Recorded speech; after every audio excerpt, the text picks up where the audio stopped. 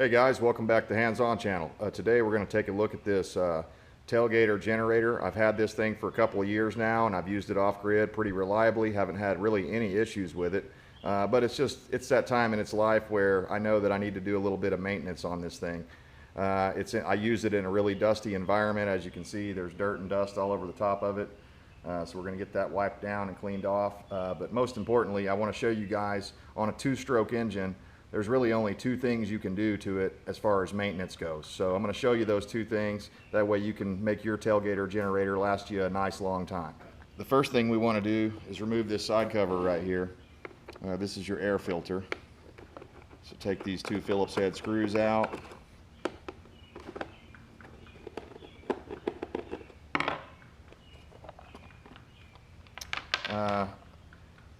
I didn't like the little thin filter that they sent with the unit, so I made a custom filter out of some foam that I had around, some egg crate foam. It worked great. So what I'm going to do is pull this out, and it's not really that bad, but I'm going to go ahead and clean this up with some soapy water and dry it out real well in the sun. And once I know it's 100% dry, then I'm going to put some 10W30 or whatever your favorite motor oil is on there, just a light layer just to catch the dust. I prefer to use 100% beaver oil, but to each his own. Some people can't afford to import the Canadian oil like that. So, but if you do look for beaver oil, make sure you say fresh squeeze please and you'll get a 10% discount. So we're going to go ahead and stick that back in for now, just so I can remember the orientation of that. We're going to flip it around here. This side here is your spark plug. So I've heard a lot of people complaining about these spark plug boots being pretty chintzy and cheap, and they are, it's true. There's a little spring up inside of there that sticks down on the spark plug, the top of the spark plug there, and that's what makes the connection, the electrical connection. So you don't want to screw that up by pulling up here at the top. What I've found is if you squeeze kind of tight right here, as you're pulling, the spring will come off with the boot rather than trying to stay on the top of the spark plug there and stretching the spring all out. So hopefully I've got that at an angle where you guys can see what I'm talking about. But you don't want to pull that spring out and uncoil it, because then that'll screw up your, the next time you try to stick it back on, it'll screw it up. And these are pretty cheap, so if you wanted to upgrade something, you know, put an Excel spark plug wire or something like that on there, it'd probably be a pretty good upgrade. But so far I've just been careful with mine, it's been working great. Next up, we're going to remove this spark plug. It's a 13/16 socket, deep well.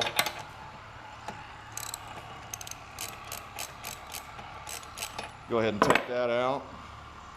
And although in my original review video on this, I kind of talked about how these Chinese generators, they use these really cheap spark plugs. This one is a Torch brand. But you can see it's a little oily, but it doesn't look bad. A little bit of carbon buildup. I've taken some heat in the past for not just buying a brand new spark plug. Somebody was like, oh, what are you, too cheap to buy a brand new spark plug? Well, part of it is my location. It's not convenient for me to go over to the parts store. And the other part of it is I don't like to be wasteful. So if I can get, you know, another couple of years out of this spark plug before I have to buy a new one, then that's what I'm going to do. So I'm going to take this over, hit it with a little carb cleaner, get the oil and stuff off of it, and then I'm going to hit it with the wire wheel just lightly. I don't want to damage that ceramic on the inside there, but trust me guys, I've been doing this for years. A lot of times if you hit them with the wire brush, that's all you need to do. And now if you're doing this on your car or something like that, I would go ahead and recommend changing the plugs out, because it's not really worth it. But on a single cylinder two-stroke like this, you can get by with this for quite a while. So that's what we're going to do, and when we come back we'll have that cleaned up, ready to reinstall. Alright, as you can see, we got that spark plug cleaned up nicely.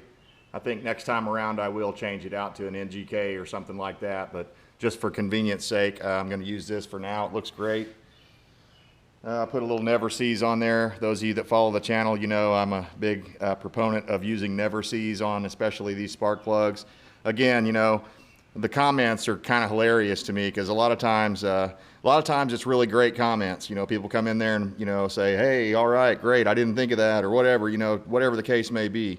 On the other hand, there's a lot of know-it-alls that come in and they say, oh, well, you can't do that. You can't put Never Sees on the spark plug threads, or it will short out and it will not allow the spark plug to make contact because you're removing the ground.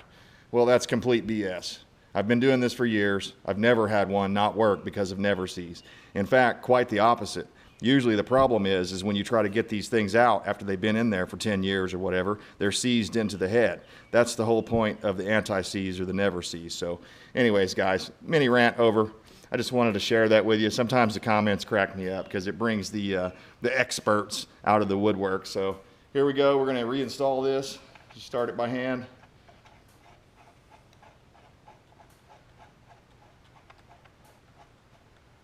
Okay, tighten it up a little. It doesn't need to be super tight. Just enough to make a compression seal. Perfect. Okay, stick this back on.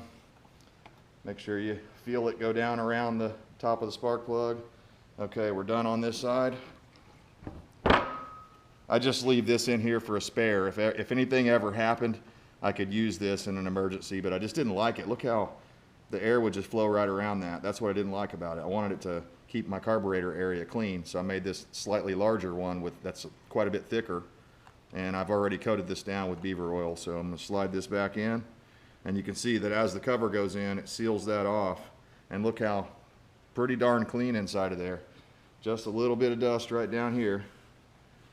So I highly recommend that filter upgrade, guys, because if I'd have been using that other one, probably have to take the carburetor off and clean it out, or maybe squirt some carb cleaner through it. But yeah, just kind of wipe everything down. I've done the top already. So we're ready to stick this back on.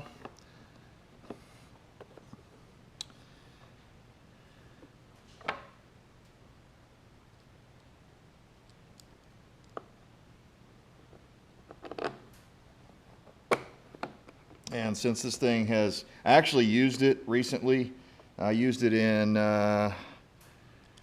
last month, I think. Off-grid was when I used it, when my buddy and I went out there and built the wall at the off-grid place. I used this quite a bit, and I didn't have any problems with it, but I noticed that it wasn't quite starting up as fast as it once was. So get those nice and tight to where they won't come loose on you from the vibration of this thing. Last thing we're going to do is top this off with some fresh gas and give it a couple of pulls and see how we did. Okay guys, we got her topped off with fresh fuel. I used the 50-to-1 ratio, which is what it says on top of the fuel cap right there. So that's what we go with on this unit. One thing I want you to pay attention to is when I use the pull starter, I'm not just pulling it straight out of the hole really hard. You got to actually pull the slack up first and then pull on it. So it's probably going to take me a few pulls because I have the fuel shut off. So let's see if we can get her going.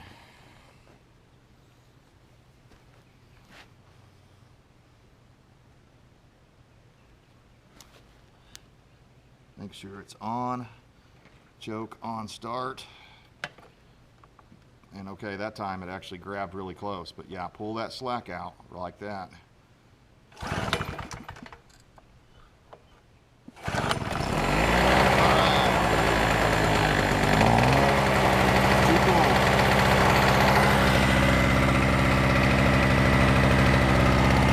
And you want to see a little smoke coming out of the two-stroke. Guys, that's how you do some maintenance on your Harbor Freight TailGator generator. Hit the thumbs up if you don't mind. Until then, we'll see you next time.